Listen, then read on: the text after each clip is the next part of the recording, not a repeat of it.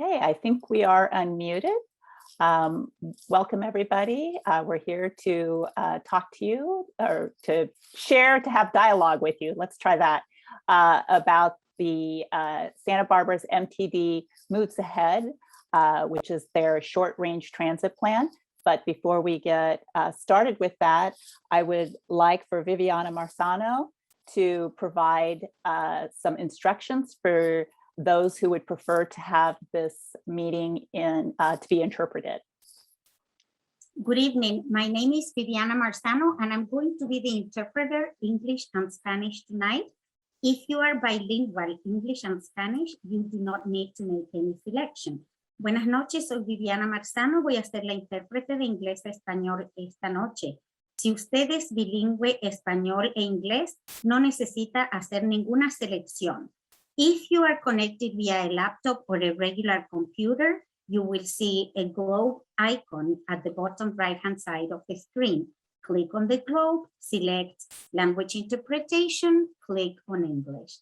If you are connected via an iPad or a phone, you will see a three-dot menu. Click on the three-dot menu, select language interpretation, select English, and then done. Si usted está conectado con una computadora o una laptop, va a ver un globo terráqueo en la parte inferior derecha de la pantalla. Haga clic en el globo terráqueo, seleccione interpretación de idiomas, haga clic en español o Spanish. Si usted está conectado por un iPad o un teléfono, va a ver un menú de 3 puntos. Haga clic en el menú de 3 puntos, haga clic en interpretación de idiomas y seleccione español o Spanish. Y finalmente haga clic en Done o finalizar. If there are no more questions, we can proceed with the meeting. Si no hay más preguntas, podemos continuar con la junta.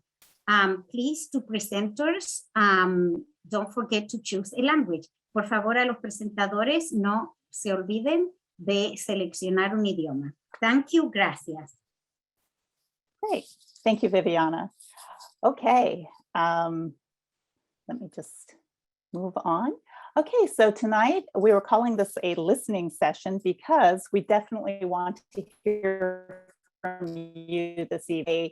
I think a very interactive opportunity for engagement.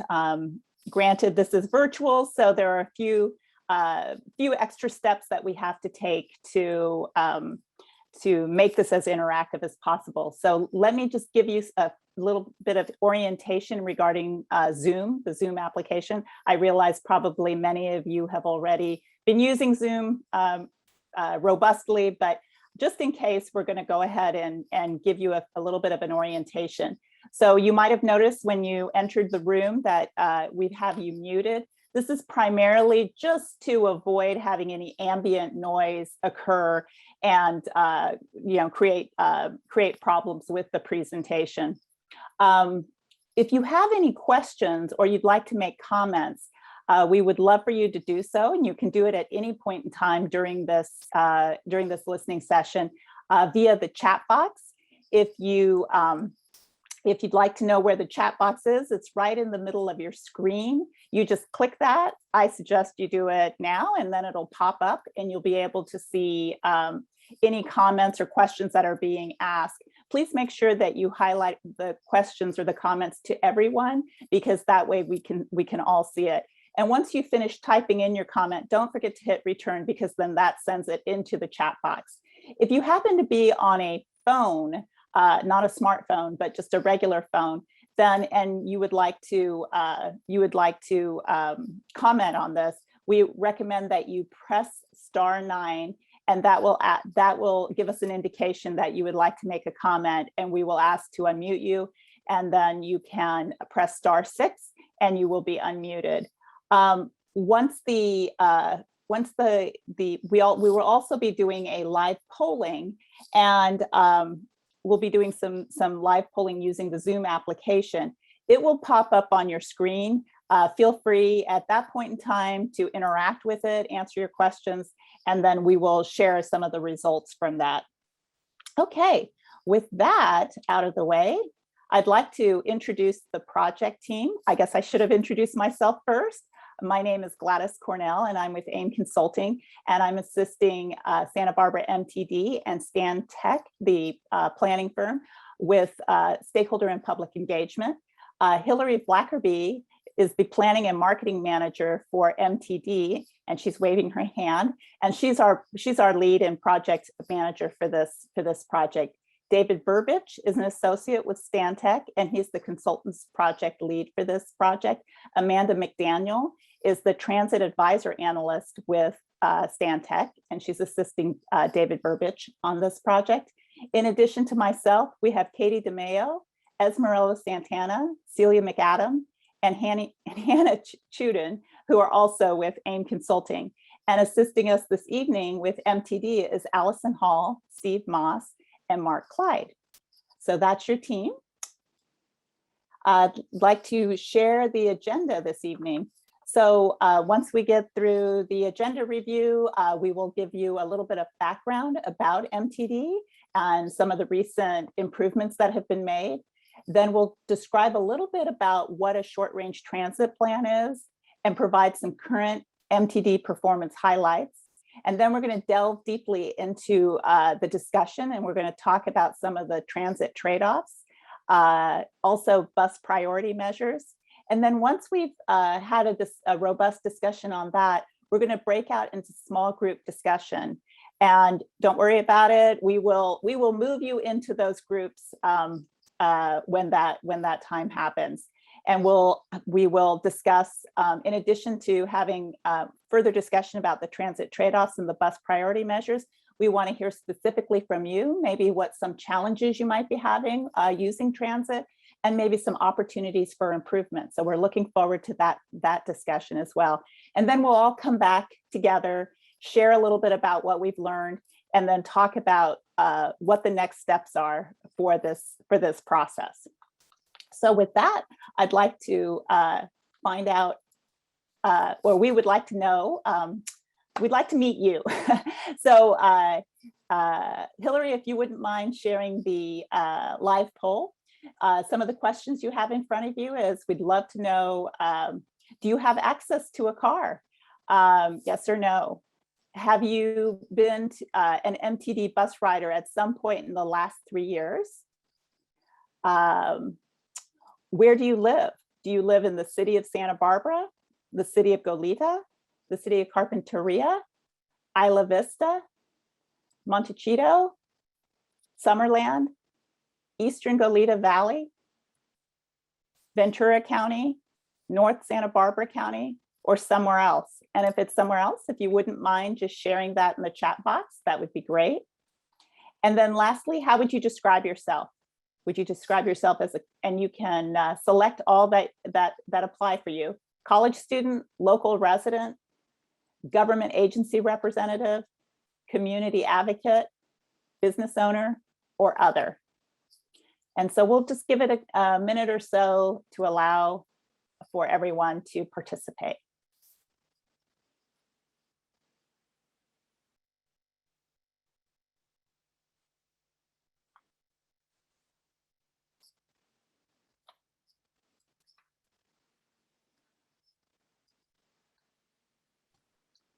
Most people have taken it.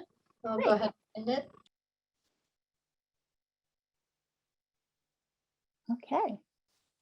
Well, we do have a number of participants who don't have access to cars, so that's great. And then it looks like a large percentage have ridden the bus at some point in the last 3 years, so that is also fabulous. And we've got a nice spread of participants from throughout the region, so great. And it looks like we've got representation from almost every category, so that is fabulous as well. So thank you so much for sharing that. And with that, I'd like to, let's see here. I'd like to ask Hillary to provide the MTD snapshot.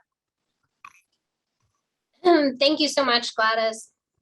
And thank you all for spending time with us tonight, either none of you are Dodgers fans, or hopefully you just care so much about this that you've just got it on mute in the background. So thank you for joining us during the baseball postseason.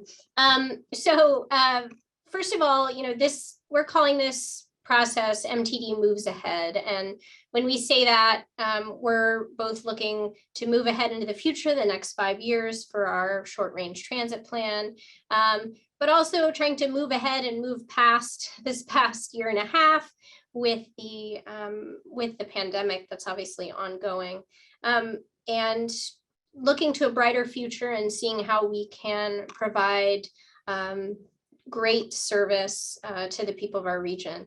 So we're the local transit district serving southern Santa Barbara County from the western end of Goleta to the Ventura County line. We've got 112 buses in our fleet. Before the pandemic, we were carrying about 6.4 million passengers a year, and that shook out to be about 21,000 passengers on an average weekday. We are really proud of the robust service we have, and it's quite well used, especially for a region our size. We're actually number 6 out of the couple hundred transit agencies in the state for riders per capita in California. So we're really proud of that. We want to maintain that, but we know that we don't want to rest on our laurels. There's more that we can do. Next slide.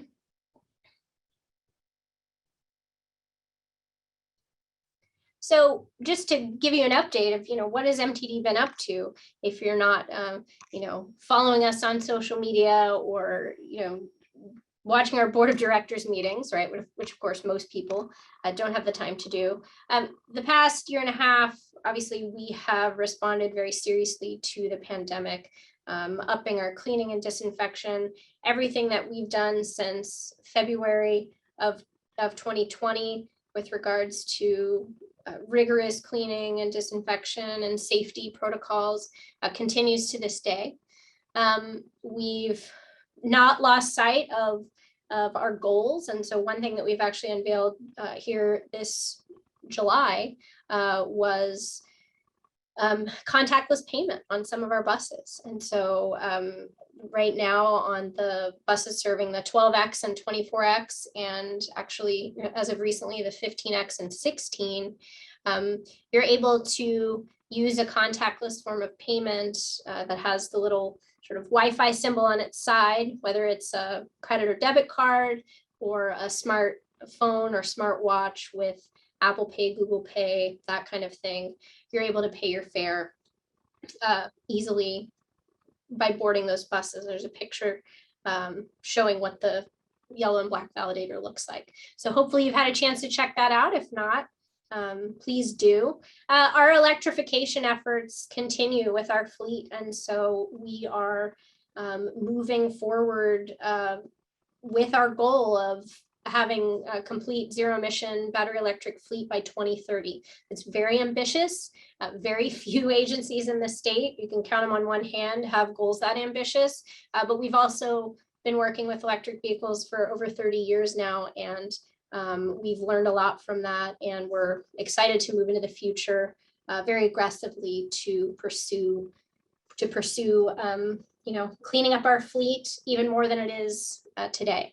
And then lastly, something that we're going to be launching hopefully in the first half of next year of 2022 is something called microtransit. Some of you may have heard of it in other areas or here. We've been working on it for a few years, but the vehicles at the bottom of the slide here, you can see a sneak peek of what they're going to look like. It's going to be called the Wave, and microtransit is on-demand, flexible, curb-to-curb service within a specified zone, any 2 points within those zone for a flat rate, for flat fare, and you order the ride on an app or by calling the transit center, and it's going to be operated not by buses, but by these 8-passenger vans.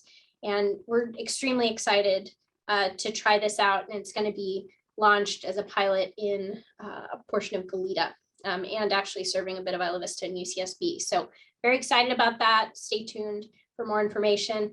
But knowing that that's something that's coming, it's going to come up in maybe the ways we're thinking about our service in the rest of this talk. So that is all I have to say on this. We're going to move over to David Verbich, who is our fearless leader on the consultant planning side, and he's going to walk you through why on earth we're here and what good information, feedback we want to get from you, and then we'll head into those small groups. So David, take it away. Thanks, Hillary. So as Hillary mentioned, MTD is doing and planning for big changes, like with the microtransit, with new fare payments, electrification. But we want to take a broader look at how service is delivered and what we can do to provide a more effective service, a more attractive service across the region. And so that takes the form of the short range transit plan, which is a 5-year plan that helps guide development, puts all these pieces that Hillary discussed just previously into a strategic path forward to guide development and investment. As well, it gives us a great opportunity to engage with the communities and riders of MTD. And so that's one of the reasons we're here tonight, to hear from people who ride service or people who want to learn about MTD services, what attracts them to the service, what they use the service for, what are some challenges that we want to resolve or address, and what's really the vision for mobility on the South Coast. And finally, that's really to provide effective service to attract more riders. And so the project approach is really broken down into 3 big pieces. And the first one is to gather and analyze data, which is what we've just wrapped up or close to wrapping up recently, where we took a look at the demographics and the market of transit on the South Coast and the region, as well as looked at how transit service is performing, especially before the pandemic, since the pandemic had such a disruption, but as well as understanding the trends that were uncovered during the pandemic in terms of ridership and mobility and transportation. Listen to riders and their needs and priorities, and that's what we're here primarily for tonight. And then once we start putting together the research, we start putting together what we've heard from people, and we start understanding where we want to go, that's when we can start designing service concepts and strategies, and we'll come back to the public and to stakeholders to hear what they think about our recommendations that we built together as a team. So the first question we need to start asking when working on a transit plan and a transit service analysis is trying to understand what we mean by what we want for transit. What sort of transit is successful? Where is transit successful? And that really depends on how we define success. If success means we want a lot of people using transit, we want a strong ridership, then we need to put transit in places where it can attract a lot of ridership. And that means where there's a high density of people and jobs and places to visit. So there's a lot of people that can potentially use the service and attracted to the service. Where land use is diverse, so that there isn't just one type of use, like a residential area, for example, so that people are traveling for different reasons. It's walkable, so that means people can walk to the transit stop and walk to their destination from a transit stop. And also for the buses to be productive, they need to be able to serve many different places along a linear path, so that the buses don't spend a lot of time going along streets or along freeways where there's no one to pick up and make service unproductive. So this is what we're talking about if we want ridership to be our goal. But if we think our goal is to provide some type of service everywhere throughout the community, at least a little service everywhere, then we need to spread it out. And that means that we put transit service regardless of density, regardless of the land uses, and also regardless if a place is walkable or not. It could also result in bus routes that are meandering and go in and out of places and are not necessarily productive because they can't go along straight lines that serve a lot of dense and mixed uses. So when we do that, though, we have to understand that we can only do so much of that, because if we're trying to spread out bus service on a large area, and then we can't expect high ridership. So that's the outcome of trying to put a bit of service everywhere and spreading it thin, so that the outcome is not as high ridership if we were to concentrate it. So these are the trade-offs, these are the priorities that we have to work with, and they influence our transit decisions and our design of the transit service. And so on the next slide, that's sort of put into a graphic where you can see how different types of transit services can work out in our toolbox, essentially, which is that fixed route, fixed schedule service that works in dense, mixed use, walkable communities. And at the other extreme, is service that if you put a fixed route, fixed scheduled service, you're not going to attract a lot of ridership. So it may not be the best type of solution. We might want to look at something that's more flexible on request, like the microtransit that Hillary was discussing, in places that are low density, single use, and they have spread out destinations. And you can have a sort of in between that involves flex routing on request, but also on a schedule. So these are our basic toolbox that we have to, that we can use when designing transit service. So when we took a look at the Santa Barbara region, what we noticed is that it's relatively dense in general and diverse and compact. So on the map here, you can see the colors representing population and job density, and the more purple it is, the more mixed it is. So you can see there's a kind of spine that's formed that is mixed use and dense. So that's good for transit. We want ridership to be our goal, but there's also areas that have less density and less diversity that we may need to try with a different kind of transit solution. Try serving with a different type of transit solution. Also, where people live has changed. Density has increased in certain places, density has decreased in certain places. Of course, the pandemic has changed how some of us travel. So we need to understand what those impacts have and how we can tailor transit service to meet these needs and upcoming needs as well. And we also have communities who rely on public transit. For example, households without cars.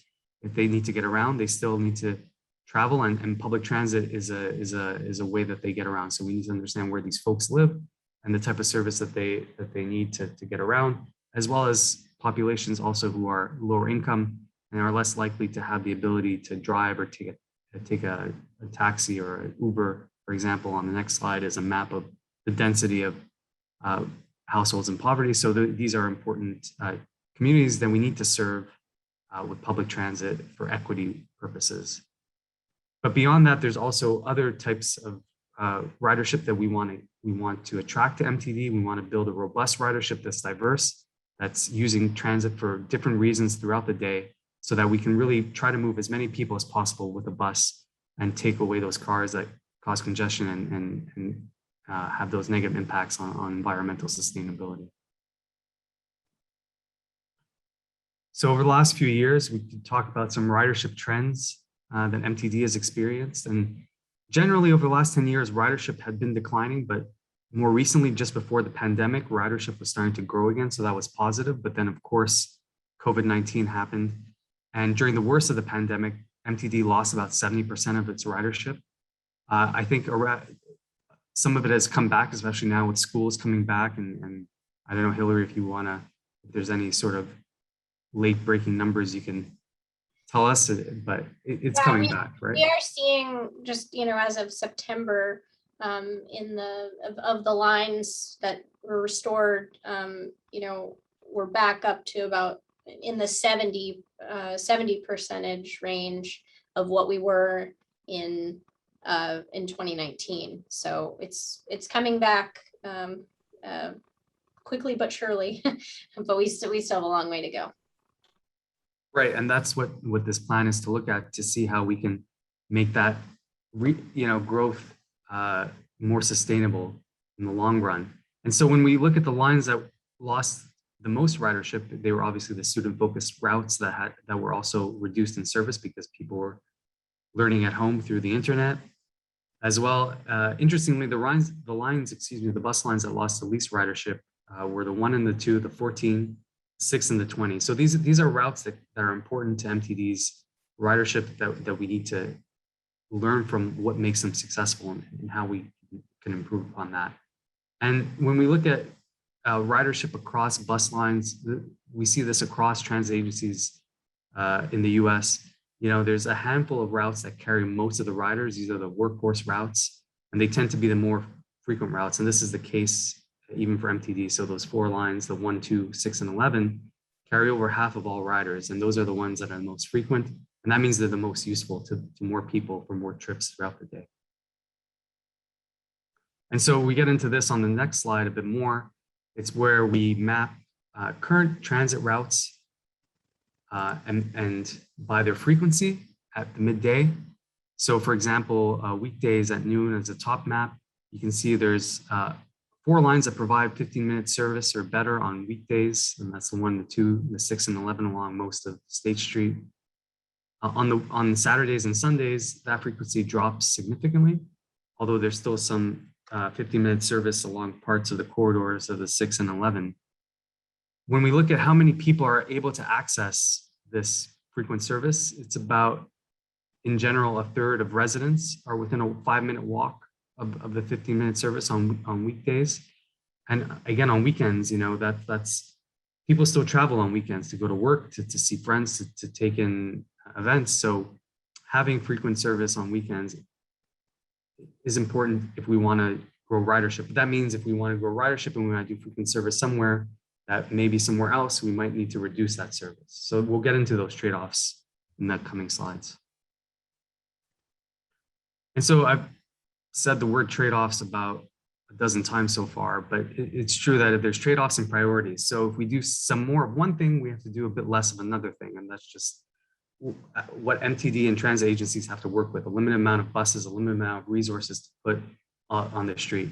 And so with these resources being so limited, we have to decide where we want to put them. Do we want to put them more on frequent routes or through coverage routes that may come less frequency but serve more of the area? Are we trying to do faster trips that may require a longer walk, or more stops that require a shorter walk? Are we looking at one-seat rides that may be longer, or are we looking at trips that could be faster but maybe require you to take a transfer or change buses? And are we interested in trying to really serve the peak commutes, you know, at rush hour, or are we trying to spread it out so that we have more frequent service during the midday or in the evening or on Saturdays and Sundays, so that we can attract more people who are trying to use transit outside of traveling for work? So we're going to go through these one by one a bit more in depth. And so the first one is looking at frequency versus coverage. And so the idea here is that with a frequent service, you may need to walk a bit further to get to the key corridors that have frequent service. But once you get to the bus stop, the buses come frequently, every 15 minutes or better. And what that means is that you can leave your house or your work or wherever, school, when you want. There's more flexibility and spontaneity. Whereas if we have less frequent service, you have to check the schedule, even though that means if we spread it out, your walk may be shorter, but you can't leave whenever you want. You have to check your schedule, else you're going to end up waiting a long time at the bus stop. Somewhat similarly, you can imagine that if we have a bus route that has a lot of bus stops, that means it's going to be slow, but that means you're closer to the bus stop, so you can access it with a shorter walk. But what we could also do is we can reduce the number of bus stops, which may require you to walk a bit further, but because the bus stops less frequently, that means the speed of the bus increases and you can get to your destination quicker. So there's a trade-off between having to walk a bit further for a faster trip because there's fewer stops, or having to walk less, but sit on the bus longer because it's stopping more frequently. We can also design bus routes that go all over town and give you a one-seat ride from your house that goes to where you need to go, but that means we have to do that for everybody. So that's going to make a line that looks like a spaghetti. And what that does is make your travel time a lot longer. But what we can do is we can leverage connections between the intersections of bus lines and make the route straighter. But what that requires is for a passenger to transfer. So do we value having shorter bus trips or travel overall, but that requires a transfer or a change of bus? Or do we want one-seat rides that may be longer because they have to squiggle all over town before getting to your destination? And we know from research that only about 30% of bus trips are for commute purposes, especially for those 9 to 5 trips. So do we want to continue putting a lot of service at peak hours and having less service during middays or off peak in the evenings or on weekends? Or do we want to try to spread that out a bit more so that we have service during rush hours that might be a bit less, but have more service during midday hours or at evening hours, so that people who are not traveling during the traditional 9 to 5 workday can get around more conveniently? So now we'd like to hear from you, and we're going to implement a live polling session about your preference with regards to these trade-offs. And so each of these questions, we're asking you which one is more important to you. as David had Sorry, move back to the slide so we can see, so we Oh, can see sure. the graphics for each one. Very good idea. Okay, let me just get the chat box out of my way. Let's see. Yep. Okay, here we go. That was a great idea, Hillary. Thank you. So the first question is, which is more important to you? Longer walking times between your home and bus stop, but access to more frequent bus line? Or would you prefer shorter walking time between your home and bus, but access to a less frequent bus line? Apologies for the abbreviations. I learned today that there's a character limit in Zoom polls. So hopefully you can understand.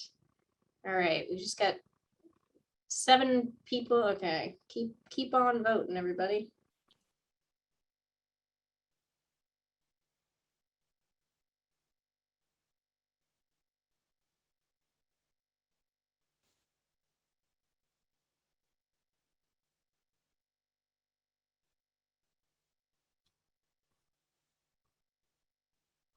All right, I'm gonna close it in 3, 2, 1.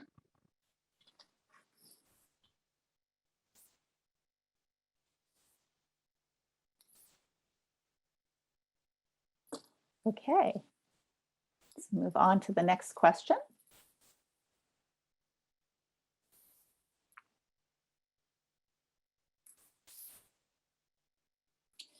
Okay, so the next trade-off, which one's more important to you? Is it you would have a longer walking time between your home and bus stop, but a shorter bus trip? Or would you prefer a shorter walking time between your home and the bus stop, but less access to frequent bus line?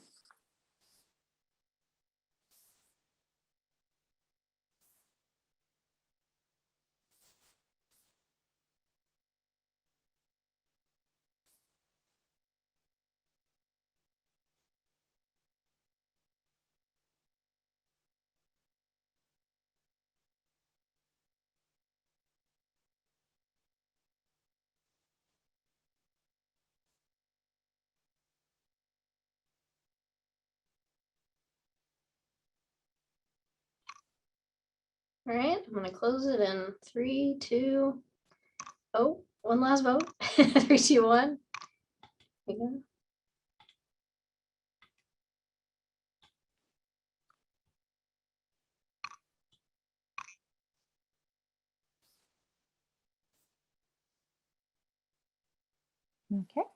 Okay. I'm sorry, Hillary, did you close it? Okay. Okay. Next question. Oh, sorry. We didn't do the one-seat ride, did we? I guess we did. Which is more important to you? A longer travel time, but which requires no transfer, or a shorter travel time, which requires a transfer?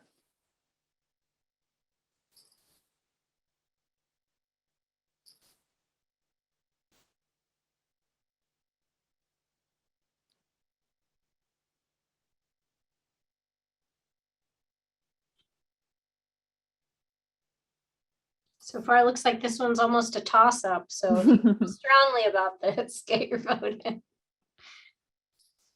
All right, I'm gonna close it in 3, 2, 1.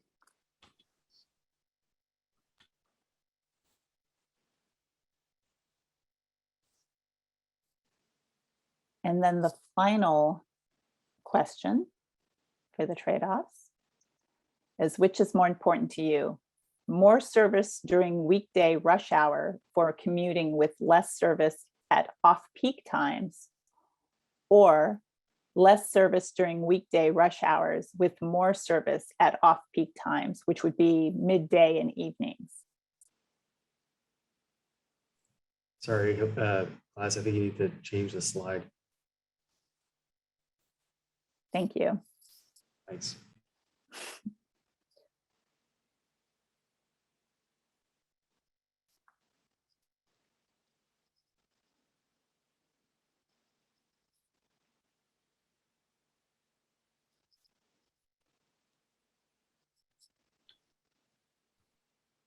All right, maybe a few more seconds here. Get those votes in, and I will close it in 5, 4, 3, 2, 1. All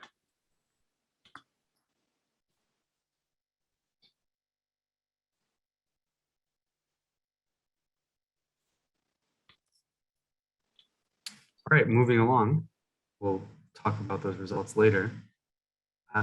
In addition to the trade-offs and priorities that we wanted to hear about from customers and the community is other ways that we want to improve bus service. And this requires policy changes, infrastructure changes, really to improve travel times and reliability of bus lines. And so the first one is what's called bus stop balancing, excuse me. And it relates to one of the trade-offs we spoke about earlier. And basically we're trying to do here is removing bus stops and have more consistent spacing of bus stops along bus lines. That may require longer walks, but we're trying to balance speed of the bus and access for passengers. And MTD has done this recently to balance out bus stops on lines 12X and 24X. And this is a really good strategy to help speed up buses. Other strategies that we're looking at and we want to hear from you during our discussion is what's called transit signal priority. And basically this extends green lights for buses. So if a bus is approaching an intersection, it signals to the light to hold the green so that the bus can go through the intersection, doesn't get caught at a green light, at a red light, excuse me, or it can see that approaching a red light and trigger the red light to turn green so that the bus isn't hung up at the red light. As well with queue jump lanes, which are these short configurations shown on the left here. The buses together with the transit signal priority can work so that the buses skip basically the vehicle traffic and move ahead. So that way the people on the bus get ahead of the cars so that the bus travel time is reduced and reliability is improved.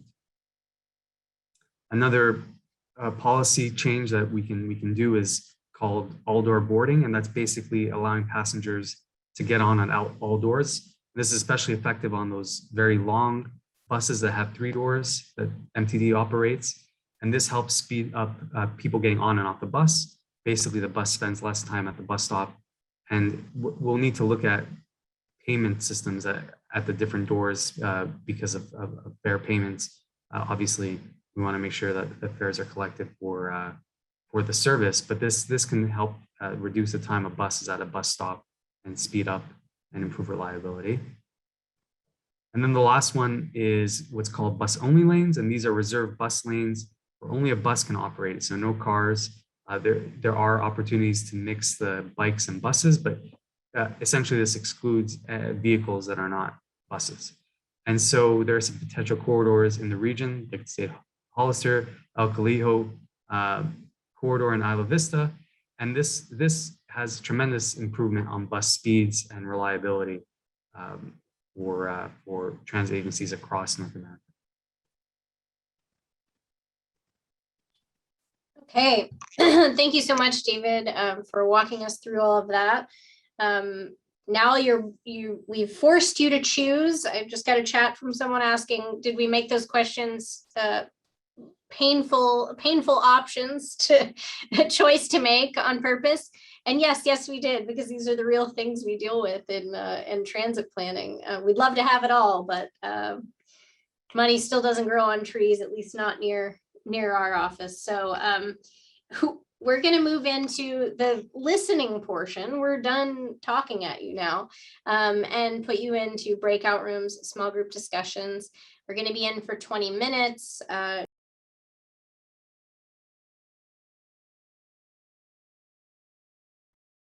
Welcome back, everyone. Thanks for sticking with us and weighing in. Hillary, one of the things I just wanted to add, because my group, we got through the trade-offs and that was about it. And Robert in particular had a few things that he wanted to share.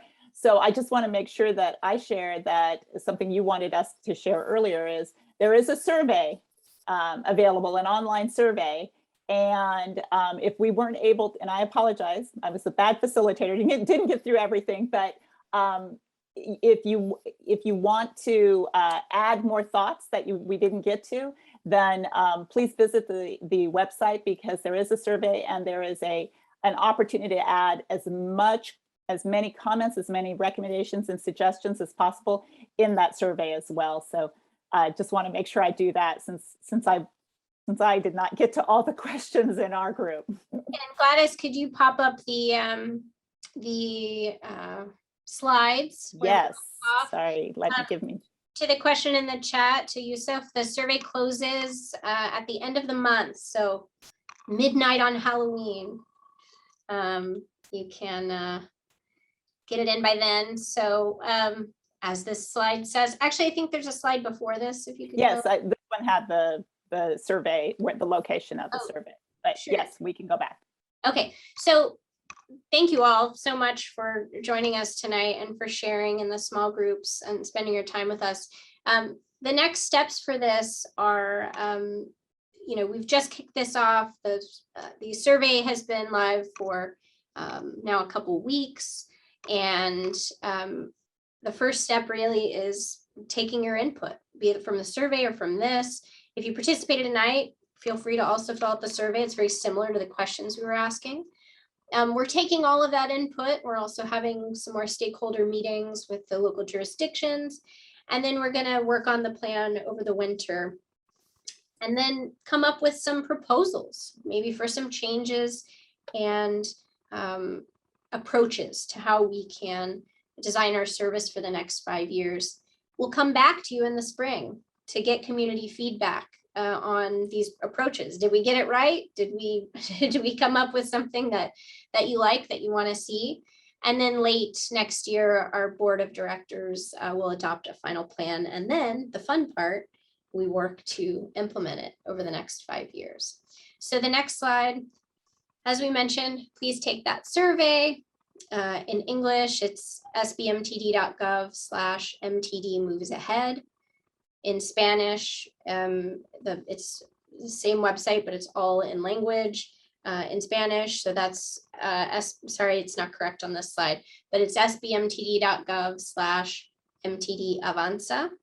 And you can also share with folks you know who ride the bus, those who don't, and share our social media posts. We are at Santa Barbara MTD on Facebook, Instagram, and Twitter. Please follow us if you're not already. And then, yeah, tell people to weigh in. Your friends who ride the bus, the people who don't, the people with an axe to grind that hate the bus, whatever. We want to hear from them. And we want to know from people who maybe don't have it in their lives now, don't take the bus now. What would we need to do to get them to just, maybe replace one trip a week or a month with a bus trip? So really appreciate your time, and we're glad you were able to spend it with us to help spread the word. I don't know if anyone from the facilitation team had anything to share from their groups. What do we think? We have a little bit more time to hear from folks. David, did you have some takeaways? Yeah, I thought that we had some great discussion in my breakout room, talking about how development is changing in the region, and, looking at, more frequent service, especially for those short trips, to serve short trips, because if somebody, wants to go a few miles, it might be too long to walk. But, it's just right for transit, but for that, we need frequent service. So for the short trips, riders are more sensitive to frequency. So that's one thing we got to look at is, trip distances. Also, I think we heard a lot about the need or wish for service to be more available at off-peak, later into the evening. Some good discussion around the cost of microtransit and when it's, wise to do that versus operating a bus, and what's sort of that tipping point, or what are the factors we look at of where areas could use microtransit. How do we decide which areas get it if we're doing something like that? So that was interesting. Right, yeah, and there was support for bus only lanes as well as other transit priorities. I think it was like we only got to that later because we had a good discussion around trade-offs. So, but it was We had a good discussion too, and yeah, the time just flew by. I think it's something else was like how what Santa Barbara MTD's policy towards environmental sustainability and how the transit lines up to that. So all good stuff. Nice. So Robert was a volunteer for ours, and he was going to give a recap. Robert, did you want to do that still? Sure. Yeah. So yeah, I mean, I have various notes here. So the Kim Stanley pointed out for the first two questions that she voted with the majority about it's better to walk more and have more frequent service, and also to have shorter travel time. But maybe for somebody who's disabled, that would be more of an issue. Let's see. I pointed out that the second question had a serious typo. It's somebody apparently copied the first answer into the second one. So there was actually a mistake. So I don't know how that affects the result. Okay, good catch. We'll take a look at that. Yeah, I sent out a chat message, but I don't think anybody saw it at the time. And then there was the question about transferring versus not transferring and having a longer travel time. And I pointed out that it's okay, except in reality, because in reality, the connections almost never work perfectly. And then your travel time ends up being much longer, and you had the hassle of a transfer. And when I pointed that out, Arjun and Kim agreed with that. One thing to that, Robert, is ideally, if we do this right, and something were to be worked out where the network relies more on transfers, ideally those bus meets would be synced up better. Yeah, so. well, I'm just speaking as somebody who's been riding MTD for 39 years. Yeah. And my experience is that if I have to transfer, it ends up never making a good connection. That's Yeah. true. Okay. And then the peak versus all day. Most of us picked the all times versus peak, but Mark said that that he lives on the west side and he often sees empty seats on the buses in the middle of the day, and then during the peak time he sees them very crowded. So yeah, so my response to that was that people who are transit dependent, they may have to take the bus at all kinds of weird times, if they're a maid or they're service worker in a restaurant or something. But I also pointed out that if buses really are running empty, then it would make sense to reallocate those buses. And then as far as there was one more comment at the end before we got kicked out of the thing, which was Arjun said that we really need to attract riders, people who are not currently riding. And the question is, what do we need to make it attractive to people who currently are driving? He actually went so far as to say, we want to make it cool to be seen on the bus. Yeah, I love it. Yeah, I think it's already cool, but yeah, I think it's cool. Just in the same way, when I see somebody driving a selfish useless vehicle, I think that's not a cool person. But well, thank you, Robert. I'm going to move on to some of the other groups so we can hear some other folks who share out. Maybe Anna from our group, if you want to, I'll ask you to unmute if you want to share what we heard a little bit, like maybe 1 minute's worth, so we can hear the other folks. Got it. So I talked about, yeah, that's not a minute. I'm so sorry. My mind went blank. Okay, so I was talking on behalf of my mom. So my mom has a limp. So for her would be a lot easier to be less shorter a distance for her in order for her to get to work. Also, I said the peak hours will be better because in the early morning, there's a lot of people that go to work. But also something that Robert mentioned, for people who work at restaurants, they do need that bus service at nighttime to get back home.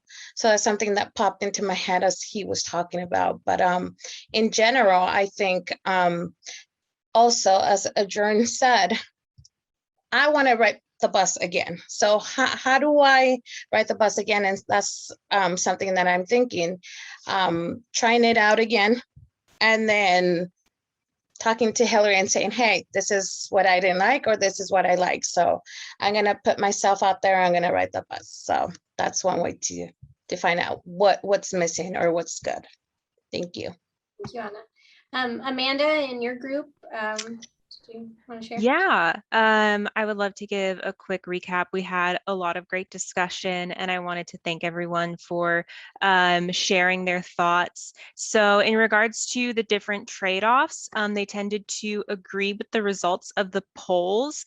When there were questions about, well, you would have more frequent service, but it would be a longer walk. There were questions about accessibility and people with mobility concerns, being able to access those bus stops. We talked about how, well, that could be two completely different experiences depending on where the walk is, what the pedestrian network is like, if you feel safe, and all those sorts of things. And that would have a big impact on what you would want for that trade-off.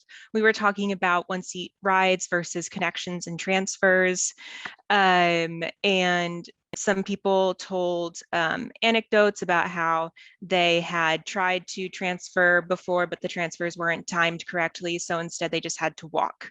And I think it was something that Robert was talking about, was brought up in our discussion as well, how this would be great in theory, but they have had experiences where that was not the case. And we had some discussions about peak versus all day service. And we had, some people in the group who only use the bus for commuting. So then they want that service concentrated during commuting periods. And then some people who use it all day. And so basically the consensus that we came to was, as long as the rush hour service is still sufficient, more off-peak service is great. So a little bit of everything, please. As far as the bus priority measures, our group really loved the idea of the bus queue lanes and the transit signal priority. They weren't sure bus only lanes would be something that would be realistic when you think about operating in mixed traffic with other modes, especially concerns about buses and bike lanes. And so those are some important multimodal concerns that we would have to think about. Awesome, thank you. Seems like there's some rich discussion. Steve, from your group, do you want to do a quick? Yeah, so very similar to some of the things Amanda was just talking about. We had on the issue of peak service compared to midday and late night service, the general feeling was that they would like to see more off-peak service, but at the same time realizing that the bulk of the ridership is at peak hours. And so it's just a tough, I think everybody understood. It's a tough thing to balance out, but it's certainly important that we provide enough service at midday and late night as well. And then we talked some about the idea of what you might call a bus stop diet. And they both agreed on around like an express route, like we did with the 12 and 24. It can make a lot of sense to do that. Less so on a local route that people are more reliant on being able to get to a lot of different destinations without having a long walk to get there. So that was a couple of major discussion points. And then another one was a question about the 3 bike racks that came up. And as some of you may know, our buses now, most of them have 2 bike racks. our new buses, as we get them in, we're ordering them with 3 bike bus racks. And so we're moving towards that direction. It might be some time before all of our buses have those, but that is the way we're moving. And then the issue of transit priority, bus priority, people like that idea. There's some concern about the queue jumper lanes because of just being, careful that you're not making any hazardous situations for pedestrians or bicyclists. And obviously, if that was ever to be the case here, we would certainly look at all issues like that before we would consider doing such a thing. That was pretty much it. Great. Thank you. And then last but not least, Katie, your group, you want to share what came out of that? Sure. We had a combination of a current UCSB student, a former UCSB student, and a local town person. And so there was a lot of talk about the college, the routes, and how they use buses for literally everything. A lot of talk about buses coming more frequently is better for them. They really love that, and they would like more lighting at the bus stops. They also really like the priority for the off-peak hours, because that's when they usually take the bus to go to the grocery store or to Target or to get other things.